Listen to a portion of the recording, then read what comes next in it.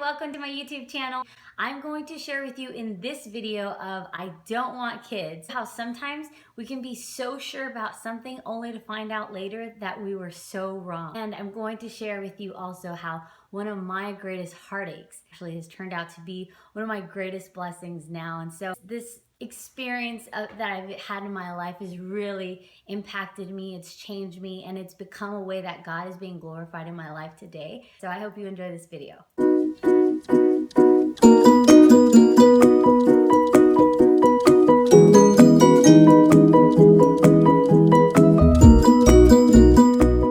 So most of my life, I've never really been good with kids. I think we've all been in that situation where someone hands you their baby and says, "Can you just hold the baby, please? I have to do something." Or, "I'll be right back. Can you watch the baby?" And you get this child placed in your hands, and if you're anything like me, the baby immediately feels like you don't know what you're doing. The baby starts crying, like, "Get this thing out of my hands." That was always my response. And then I was always just so annoyed, to be honest, by like kids crying or kids screaming and just not being a natural with children whatsoever. So I just always had this feeling that like kids weren't for me. When I was 21, I started dating a guy. I remember it was like that 21 questions type of night where before you decide if you want to date someone. And I was actually the first one to come out and say, "Oh, by the way, I don't want to have kids." Because he was actually 15 years older than me. And he said, "Well, great, because I don't want to have kids either." When you're in your mid 30s to late 30s, you kind of are set in your ways and you kind of know what it is that you want in life. Clearly, he didn't want to have kids. Neither did I. I was 21 years old. So we started dating and, things were always great because neither one of us wanted to have kids, and that was awesome. We had lots of fun together. Along the way, we dated for 3.5 years. So I had friends that got married and had kids, and it never affected me.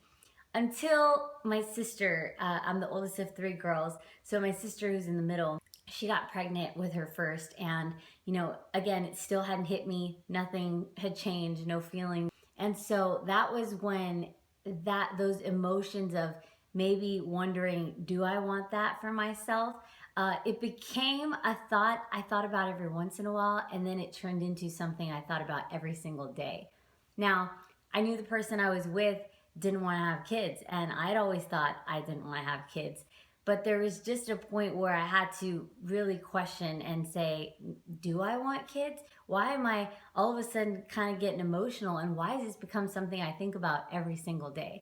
So I had to get honest with myself. I just had to come to the realization that I'm gonna have to have a conversation with this person and let them know that my feelings, I think, are changing. At this point, I'm 23. And yeah, I was starting to feel like I might want a family someday. And I was so in love with this person that I thought if I do want a family at all, ever, I wouldn't want it with anybody else but this person. And so I have to talk to them and I have to let them know how I'm feeling. So I guess one of my greatest fears at that time became having this conversation with this person, because I was hoping in the years I'd spent with the person that maybe their heart would change and maybe they would be open to a possibility in the future of having a family. But unfortunately, that wasn't the case. So when I did have that conversation, their feelings hadn't changed. At that point, I was forced to make a decision that would be a life-altering decision for myself. And this is something that I want you to ask yourself. Today's video is just about the thought, I don't want to have kids, because that's where I was most of my life, all of my life. All I remembered was saying,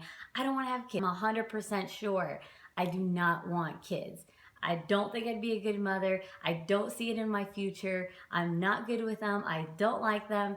I don't want kids. All that aside, now I was faced to make a decision. Well, now my feelings have changed, and now I find myself questioning every single day, do I or do I not? Is it worth moving on and leaving this person for something that I don't even know if I want right now?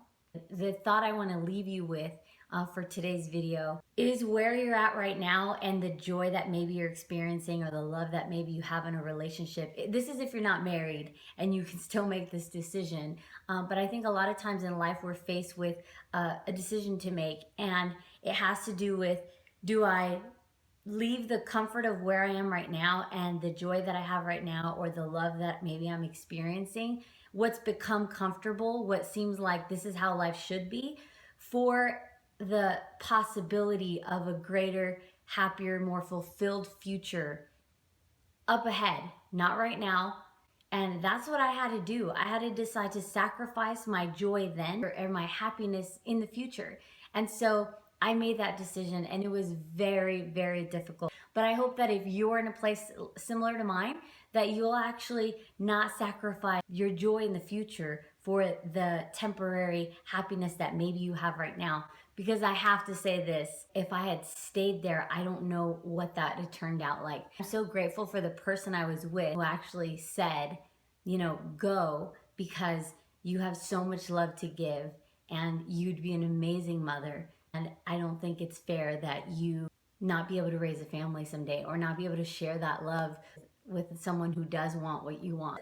He wasn't selfish. He let me go for that reason, and I'm glad that he did, because now I'm getting to experience something greater, something better, something that I didn't realize then it would be so fulfilling and would be so life-changing for me. I left that person being so in love, but it's okay. I didn't realize then all that God had in store for me. And sometimes we need to let go of what we have in our hands so that God could give us more. You know, maybe what you have in your hand right now seems like a lot, and so you're happy with it. And sometimes we think, what I have in my hands right now is good. This is like the best that I think I can do for myself. And maybe you're thinking that, and if you are, you're right. It's the best you can do for yourself. But if you're willing to open up your hands and let God have his way, only he can give you so much more. And a lot of times we don't know what that looks like. Kind of like being on a game show where you've won a prize and the prize is so great, but you can keep the 5,000 or you can let go of the 5,000 and see what's behind the curtain. And maybe, it's a car that's worth 20,000. So it's a lot more whether you decide to keep the car or sell the car. You get what I'm saying? You just never know. You never know what's ahead.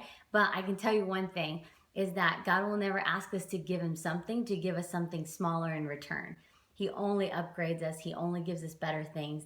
And if you put your trust in him and you allow him to lead you to that next season by faith, I believe that, even if it's not in your very next season, but maybe a few years from now, you'll see that you actually made a good decision in trusting God and being led by that gut feeling maybe that you have inside, that what you have right now is good, or maybe it's great, but it could be better. It could be his best instead of what you think that is the best that you can do. So that's my message for you guys today. I hope you're encouraged by that. I used to say, I don't want kids, but obviously all that has changed. So talk to you guys soon. If you haven't subscribed, please make sure to do so. I hope you enjoyed this video, and any thoughts or questions or comments that you guys have, please share them in the comments below. So thank you so much. Have a great day, everyone.